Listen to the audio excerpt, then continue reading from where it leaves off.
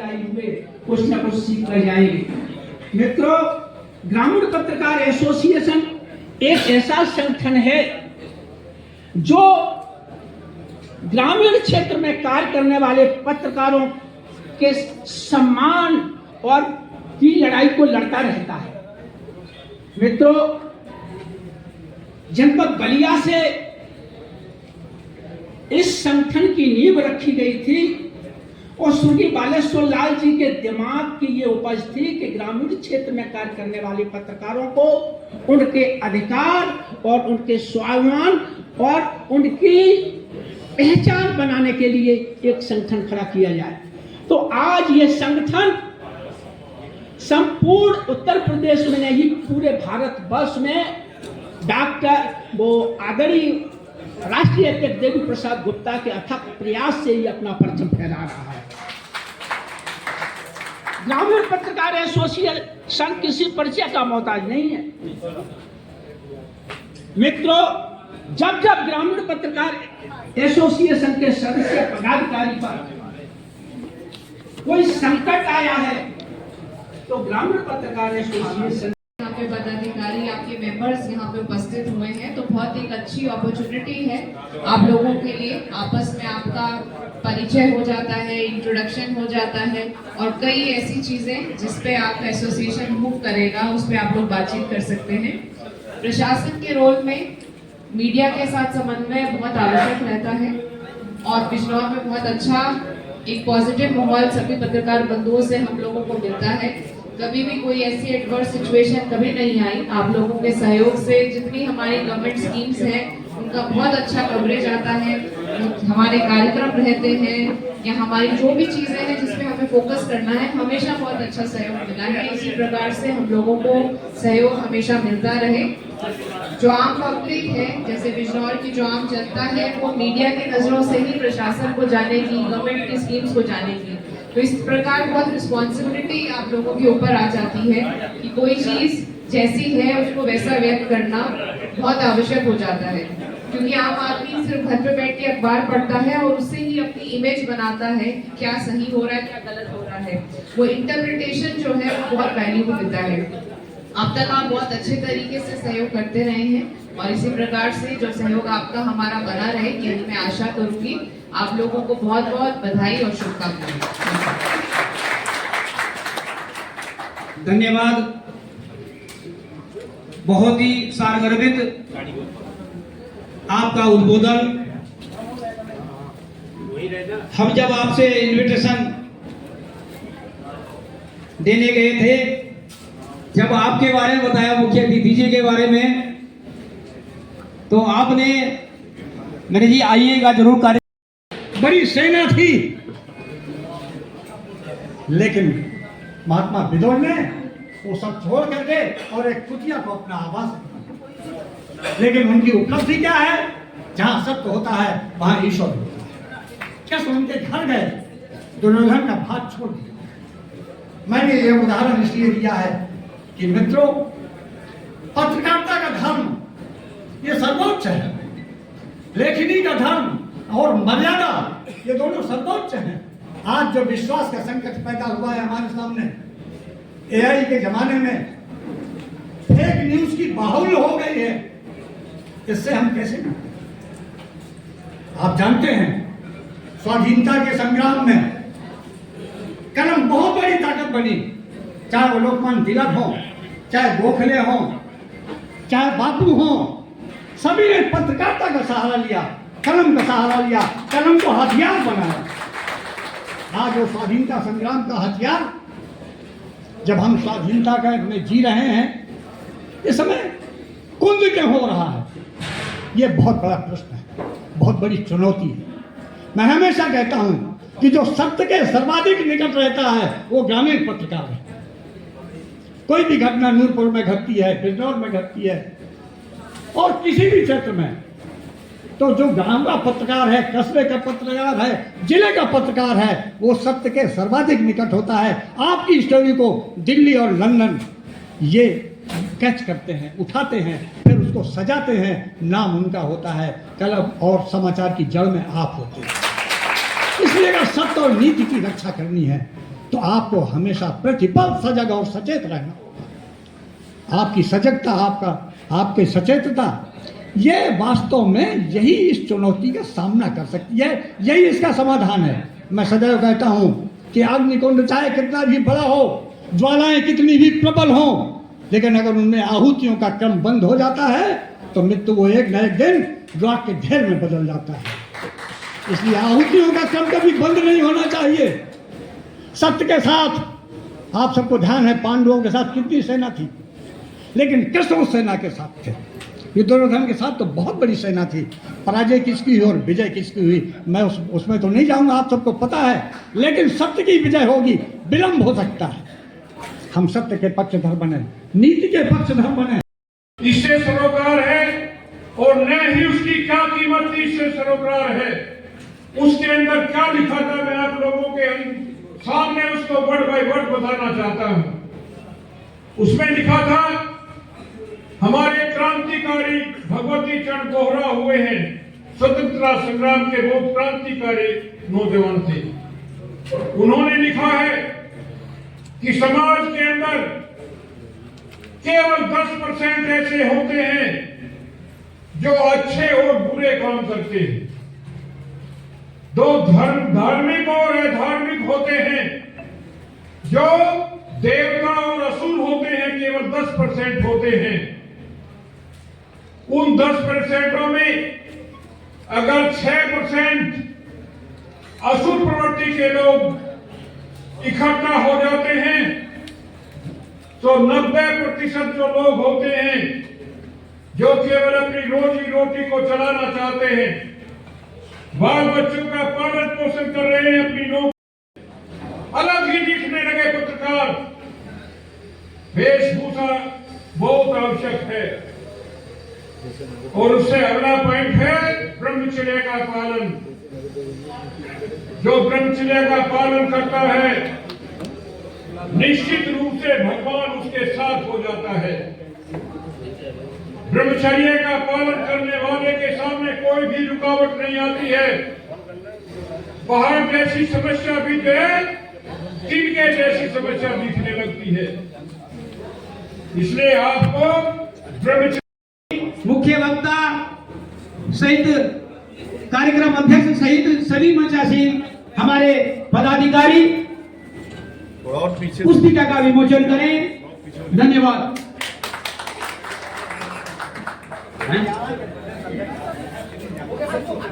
हरियाणा के प्रदेश अध्यक्ष जी आदरणीय सुनील चांगड़ा जी भी अपनी टीम के साथ पहुंच चुके हैं। हम आपका इस्तकबाल करते हैं, स्वागत करते हैं। अब मोमेंटो के अगले कार्यक्रम में मैं मुख्यमंत्री जी, मुख्य अतिथि जी के लिए आपसे अनुरोध करूंगा, डॉक्टर साहब से, जिलाधिकारी महोदया, तो आप महामंत्री जी सम्मानित करें। धन्यवाद। अब आपके बीच हमारे कार्यक्रम के मुख्य अतिथि। धन्यवाद।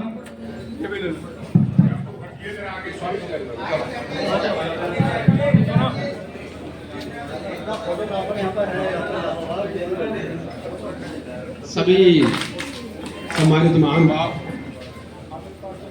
ये आपके प्रांतीय पत्रकार सम्मेलन के बहुत बड़ा भव्य समारोह है। देवबख्श जी अयोध्या में तो लगातार कार्यक्रम कराते हैं।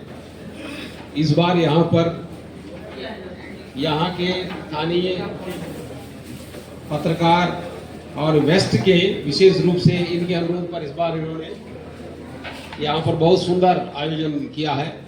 जैसे भी पूर्व वक्ताओं के द्वारा जो बताया जा रहा था कि आज ये जिस जगह का चयन किया गया ये भी बहुत बड़ा सुंदर है, और आज प्रकृति भी बहुत खुशबूदार है और बहुत अनुकूल है। जब भी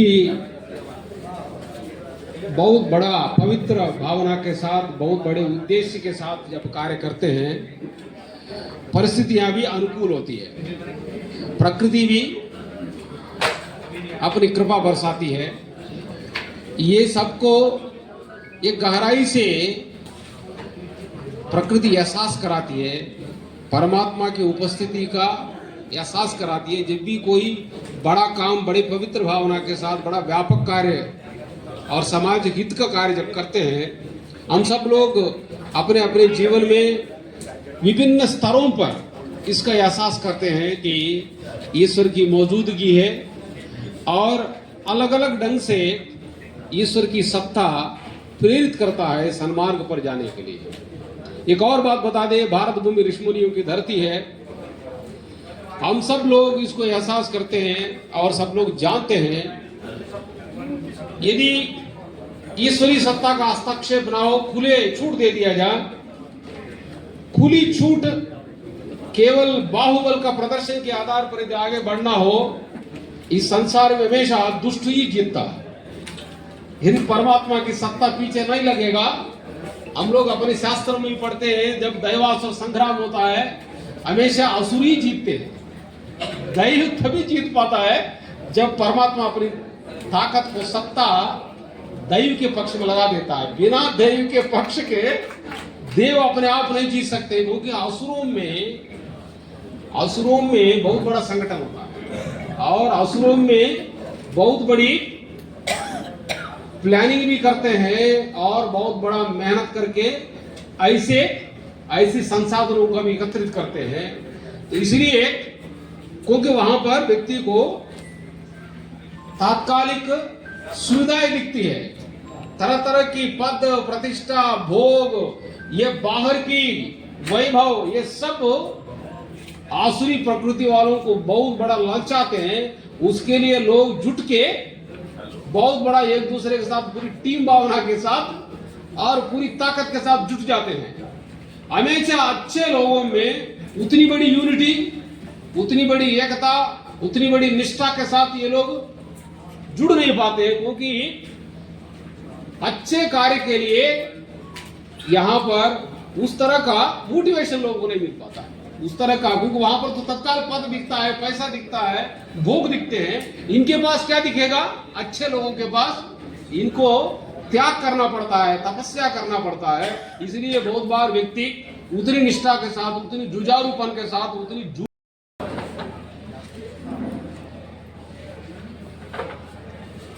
हम इस साल के लगभग 75 दिन बीत गए हैं 2026 के। आज के ही दिन सामाजिक आंदोलन के पुरोधा काशीराम जी का जयंती है। आज हम उन्हें भी नमन करते हैं। इस पश्चिमी इलाके में पहलवान बहुत होते हैं, ओलंपिक तक जाते हैं, गोल्ड मेडल लेते हैं। तो बड़े अंतर्राष्ट्रीय पहलवान और कुश्ती प्रशिक्षक गुरु हनुमान जी का भी आज जयंती है। हम उन्हें भी नमन करते हैं।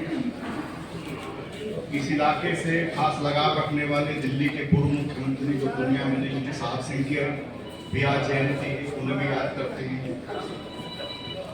एक बहुत खास जयंती और है। आज से 790 साल पहले ख्वाजा मोइनुद्दीन चिश्ती साहब का, जो अजमेर से ताल्लुक रखते थे, 790 साल पहले 1236 में आज के दिन उनका इंतकाल हुआ था। हम उन्हें भी याद करते हैं।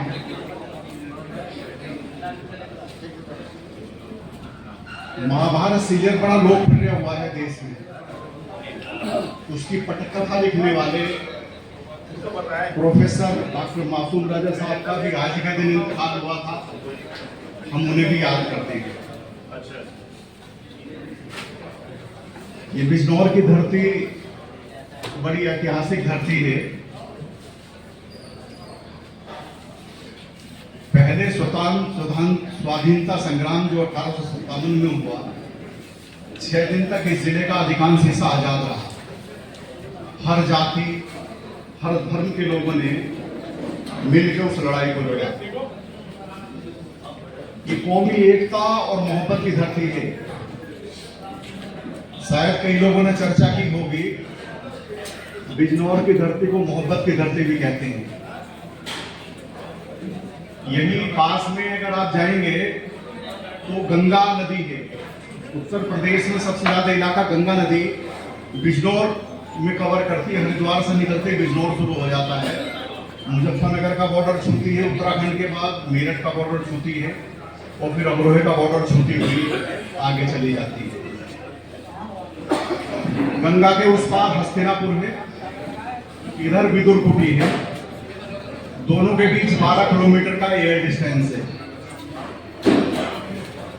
महाभारत काल में विदुर जी उधर के झगड़ों से त्रस्त होकर वो नीति के व्यक्ति थे, आध्यात्मिक थे। वो इधर आ गए थे, यही कुटिया बना के रहते थे, वो विदुर कुटी कहलाती है। प्रसंग आता है कि जो शुक्र ताल के सामने वाला इलाका है, गंगा के उस पार वो मुजफ्फरनगर में आता है।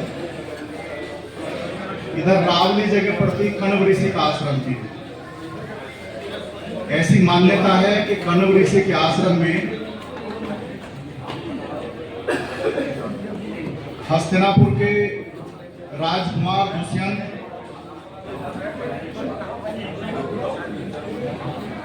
और शकुंतला उनकी पढ़ने स्थली है और उनके बेटा हुआ था जिसका नाम भरत था। हम सुनते हैं कि वो भरत ने शेरों के दांत गिन लिए थे।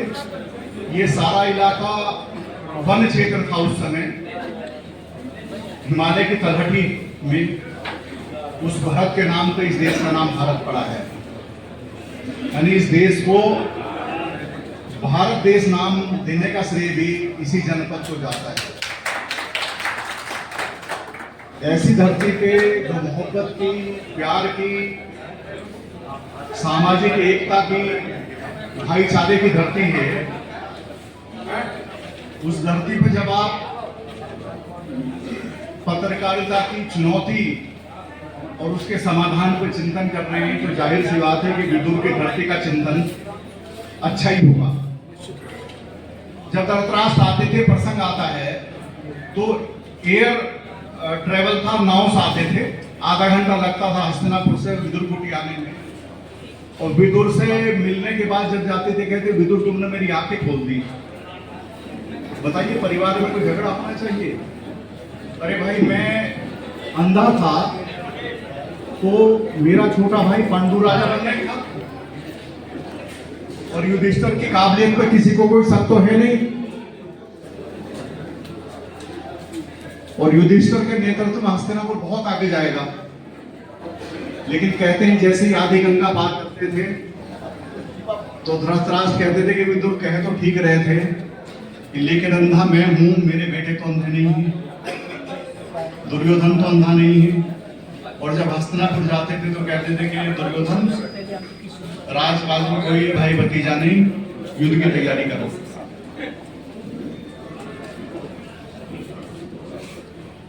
ये धरती का भी असर होता है। आज भी कहीं सांप्रदायिक तनाव हो, बिजनौर में भाईचारा कायम रहता है। अब तो सब जगह ही भाईचारा है, लेकिन यहाँ 1947 में भी कोई फसाद नहीं हुआ। ऐसी धरती पर आप चिंतन कर रहे हैं, मैं देख रहा हूँ ज्यादातर लोग इसमें वो हैं, हम सब लोग बड़े खुश नसीब हैं कि हमने पत्रकारिता को बदलते हुए देखा है। हम संचार क्रांति के दृष्टा हैं, हमने अपनी आंखों के सामने देखा है। 2 मिनट में रिमाइंड कराऊंगा आपको कि हम में से ज्यादातर लोगों ने चिट्ठियां लिखी होंगी अपनी पढ़ाई के समय में या उसके पहले और बाद के दौर में। पोस्ट कार्ड भी लिखा जाता था, चिट्ठी लिखी जाती थी, वही एक जरिया कम्युनिकेशन का होता था।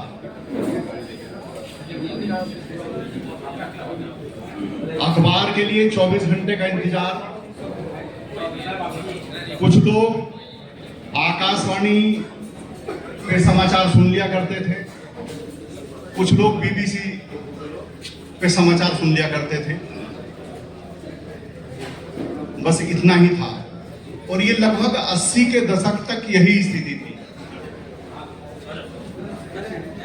जब ये टीवी सीरियल आए, पहली बार कलर टीवी हमारे यहाँ तब आया 1982 में भारत में, जब दिल्ली में एशियन गेम्स हुए। उसके बाद टीवी सीरियल्स आए, महाभारत और रामायण। मैं अभी जिक्र कर रहा था, महाभारत की स्क्रिप्ट लिखने वाले डॉक्टर मासूम राही रजा, ये उत्तर प्रदेश के गाजीपुर जिले के रहने वाले, अलीगढ़ यूनिवर्सिटी में प्रोफेसर थे, बाद में मुंबई चले गए, कई फिल्मों की पटकथा लिखी,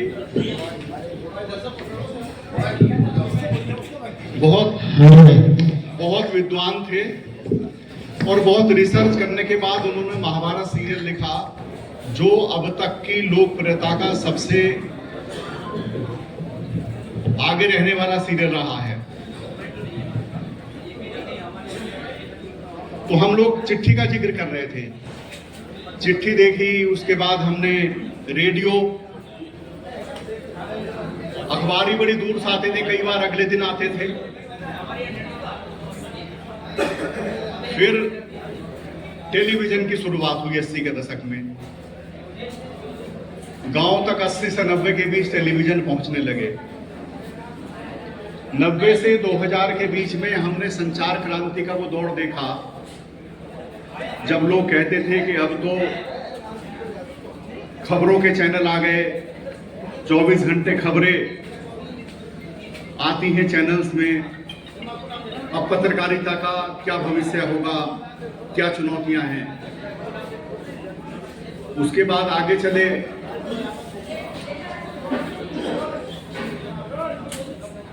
तो 2000 के आसपास एक नई क्रांति यूं तो आ गई थी 1980 में ही, लेकिन आम लोगों तक 2000 में आनी शुरू हुई, वो थी मोबाइल क्रांति।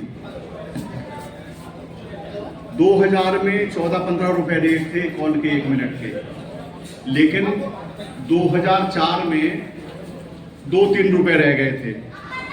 2004 के बाद ज्यादातर लोगों ने मोबाइल का यूज 2000 के बाद शुरू किया होगा, और 2004 के बाद एकाएक यूज बढ़ गया, सस्ता डेटा सस्ता मिलने लगा, इंटरनेट आ गया था। गूगल,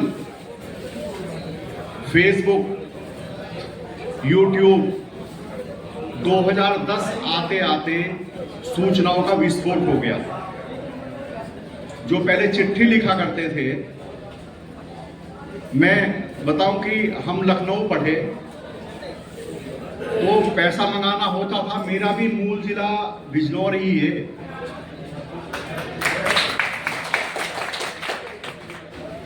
तो जब लखनऊ पढ़ते थे, चिट्ठी मंगानी होती थी, पिताजी किसान थे तो वहां से चिट्ठी लिख दिया करते थे, और वो मनी ऑर्डर भेजते थे।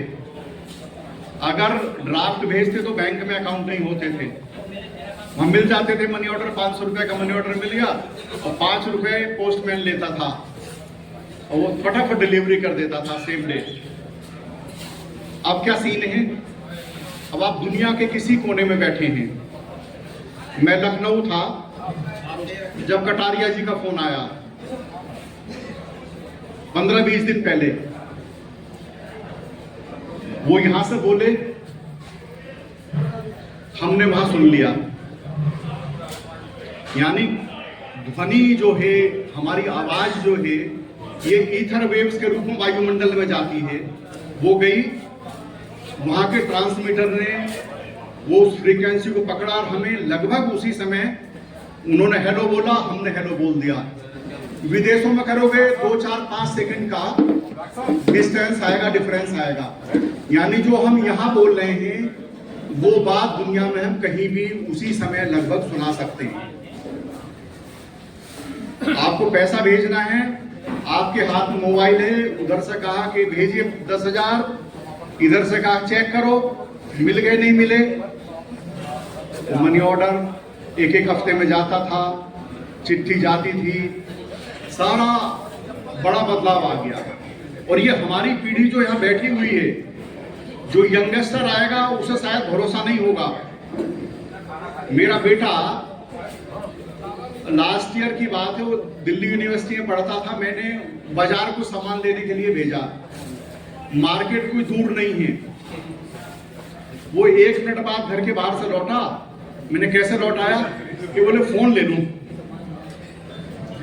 मैंने फोन अगर नहीं ले जाओगे तो क्या होगा? बोले नहीं, अगर कोई बात करनी हो तो आपसे कैसे करेंगे। हम तो महीनों तक बात नहीं करते थे। शुरू में लैंडलाइन भी 1990 से पहले केवल अमीर लोगों के पास होते थे।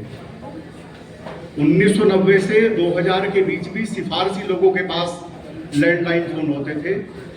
सांसद कोटे से हमारा भी फोन सांसद कोटे से लगा तो लगा कि हम विशिष्ट हो गए। अब क्या स्थिति है? वो दौर आउटडेट हो गया।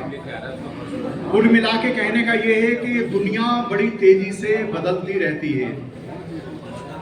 अभी आप देख रहे होंगे कि दुनिया के हालात किस तरह के हैं। पूरी दुनिया विश्व युद्ध के मुहाने पे बैठी हुई है। एक छोटी सी हरकत दुनिया के बड़े हिस्से को तबाह कर सकती है अगर परमाणु बम चल जाए।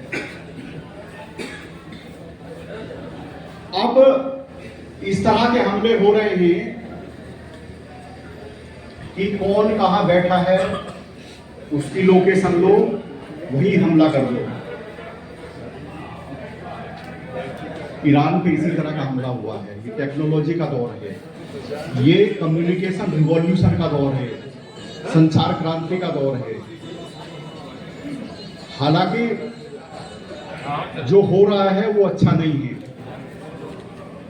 ना तो युद्ध किसी समस्या का समाधान है और ना ही हिंसा। पहले जब सामंती युग था तो पुरानी कहावत है कि जिसकी लाठी उसी की भैंस। अभी ले लेंगे। लोकतंत्र में इसके लिए जगह नहीं है। लोकतंत्र में जिसकी भैंस है वो जो मालिक उसी की भैंस। अब ये नहीं होना चाहिए कि जिसका मन आए, जो ताकतवर है, वो किसी भी राष्ट्रपति को घर से उठा लाए, किसी भी देश की लीडरशिप पे हमला कर दे। और ठीक है, लेट आया। लोकतंत्र की परंपरा नहीं थी। और इस लोकतंत्र में सबसे अहम किरदार मीडिया का था, पत्रकारों का था।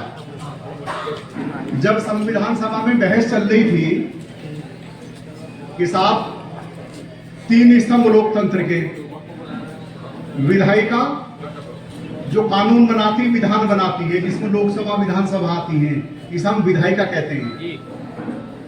लेजिस्लेचर जो पॉलिसी बनाती है, कानून बनाती है, विधान बनाती है, वो विधायिका कहलाती है। उनकी पॉलिसी और कानून को जो लागू करते हैं वो मशीनरी कार्यपालिका कहलाती है, जिसमें अफसरशाही आती है। यानी उन्होंने जो फैसले लिए उन्हें लागू करने की जिम्मेदारी कार्यपालिका की थी। वो फैसले सही लागू हो रहे हैं नहीं हो रहे हैं ये तय करना न्यायपालिका की, जुडिशरी की जिम्मेदारी थी। सब इंडिपेंडेंट थे। ये आया कि साहब चौथा स्तंभ जो होगा वो मीडिया होगा। वॉचमैन ऑफ डेमोक्रेसी का नाम दिया जाए। वॉचमैन ऑफ डेमोक्रेसी, लोकतंत्र के पहरेदार, चौकीदार। लेकिन फिर दूसरे सदस्य का सुझाव था कि वॉचमैन कहना उचित नहीं रहेगा, ये वॉच डॉग ऑफ डेमोक्रेसी है। वॉचमैन में ये था कि आदमी कभी गड़बड़ी कर सकता है। शायद डॉग, कुत्ता को वफादारी का प्रतीक माना जाता है, तो वॉच डॉग ऑफ डेमोक्रेसी की जिम्मेदारी दी गई थी कि इस लोकतंत्र में तीनों स्तंभ जो कर रहे हैं उसकी चौकीदारी के तौर पे ये पत्रकारों की जिम्मेदारी थी कि हम लिखें, वो ढिंडोरा पीटने जैसा है, और समाज तय करे, हम चीजें लिख दें जो हो रहा है।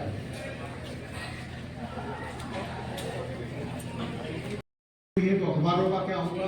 सब रहेंगे।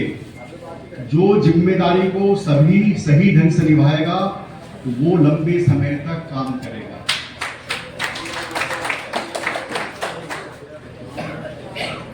बेसिकली जो अखबार नवीस हैं उनकी जिम्मेदारी अब पहले से कहीं ज्यादा बढ़ गई है, जो बड़ी चुनौती भी है। अब हमारे पांचाल जी जैसे लोग किधर बैठे? पांचाल जी नहीं, डिपार्टमेंट पांचाल जी जैसे आप सामने आ जाओ एक बार।